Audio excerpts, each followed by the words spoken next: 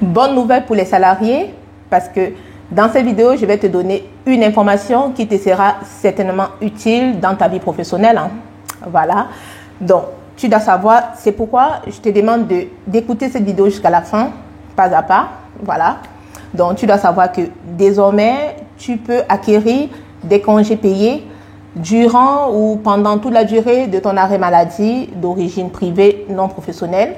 Pourquoi? Parce que, pour rappel, d'après le Code du travail, tout salarié, dès son embauche dans l'entreprise, acquiert 2,5 jours ouvrables de congé ou 2,08 jours ouvrés de congé par mois de travail effectif.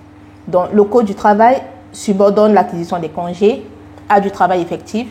Et le travail effectif, c'est le temps de travail effectif, c'est le temps pendant lequel le salarié est à la disposition de son employeur et ne vaque pas à ses occupations personnelles. Mais sauf que ce même Code du travail assimile certaines absences à du travail effectif, comme les congés payés, parce que lorsque tu es en congé payé, tu n'es pas à la disposition de ton employeur, mais c'est assimilé à du travail effectif. Pareil, la maternité, la paternité, l'arrêt pour maladie professionnelle et accident de travail dans la limite d'1 an. Donc, ces absences-là sont assimilées à du travail effectif selon le Code du travail. Donc, durant ces absences, le salarié continue d'acquérir les congés.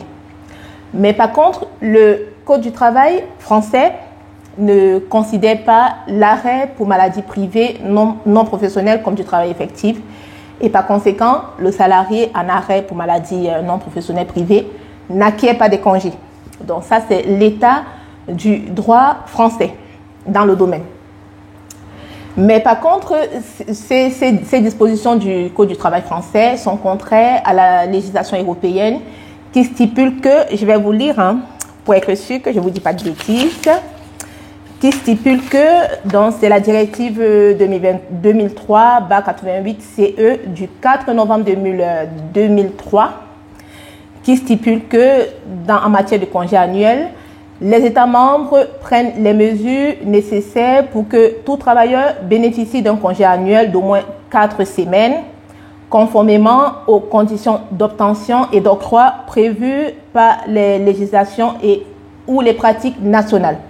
Donc, d'après le droit européen, la période minimale de congé annuel ne peut être remplacée par une indemnité financière, sauf en cas de fin des relations de travail, tout simplement. Donc, en l'état, les dispositions du Code du travail français étaient contraires aux directives européennes. Donc, tout récemment, un arrêt ou une série d'arrêts de la Cour de cassation est venue mettre fin à ce débat, parce que la Cour de cassation a reconnu dans une série d'arrêts du 13 septembre 2023, donc tout récemment, que les salariés en arrêt pour maladie non professionnelle peuvent continuer à acquérir des congés. Écoutez bien, parce que j'espère que vous me suivez. Donc, je reprends. D'après le Code du travail français, en l'état, voilà, seuls les salariés en arrêt pour accident de travail et maladie professionnelle, donc accident de travail, maladie professionnelle, ça vous parle, je n'ai pas expliqué, pouvaient acquérir des congés dans la limite d'1 an, et les salariés, autant pour moi, en arrêt pour maladie non professionnelle, donc personnelle qui n'a rien à voir avec le travail, ne pouvaient pas acquérir des congés. Sauf, bien sûr, sauf les dispositions d'une convention ou d'un accord de branche, un accord d'entreprise plus favorable. Mais d'après le Code du travail, ce n'était pas possible. Donc, cet arrêt de la Cour de cassation qui constitue la jurisprudence, donc la jurisprudence, vous savez, c'est un ensemble de décisions de justice qui s'érigent en règles de droit et s'imposent à nous. Voilà.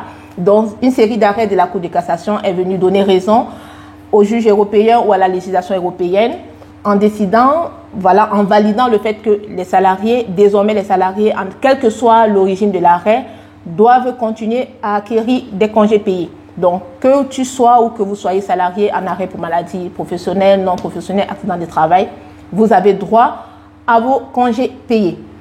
Et toujours dans cette même lancée, cette série d'arrêts de la Cour de cassation a décidé ou a validé le fait que les salariés en arrêt pour accident de travail ou maladie professionnelle doivent acquérir des congés sans limitation de durée. Parce que d'après le code du travail français, les salariés en arrêt, accident de travail et maladie professionnelle bénéficient des congés dans la limite d'1 an. Voilà. Donc, vous voyez que ça c'est une décision c'est une décision jurisprudentielle qui qui est venue bousculer un peu certaines choses, hein, parce que du coup, ça va faire bouger beaucoup de choses dans les entreprises. Donc, si vous avez été en arrêt pour maladie privée, non professionnelle, et si vous n'avez pas bénéficié de vos congés, voilà, je n'ai rien dit. N'hésitez pas à faire valoir cette jurisprudence auprès de vos entreprises, tout simplement, parce que cette décision de justice va s'imposer à tout le monde. Voilà, tout simplement. Et qu'est-ce que je voulais rajouter? Et voilà, toujours dans la continuité de cette jurisprudence, elle a un effet rétroactif. Donc, ça voudrait dire que si vous avez été en arrêt pour maladie non professionnelle privée et que dans votre décompte de congé, vous n'avez pas fait la période de maladie non professionnelle, ou alors durant la période de votre arrêt maladie non professionnelle, ne vous a pas ouvert, on n'a pas décompté vos congés sur cette période-là. Donc, vous pouvez vous prévaloir de cet arrêt pour demander à ce que vos congés vous soient crédités tout simplement dans votre compteur, parce que cette jurisprudence a un effet rétroactif.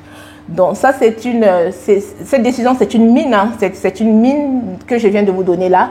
Donc, si cette vidéo t'a été utile, si elle vous a été utile, hein, je vous invite à vous abonner à ma chaîne YouTube, ma page Facebook, mon compte TikTok.rh et abonnez-vous, partagez la vidéo, likez-la, recommandez-la et je vous dis à très bientôt sur .rh. Ciao, ciao, ciao.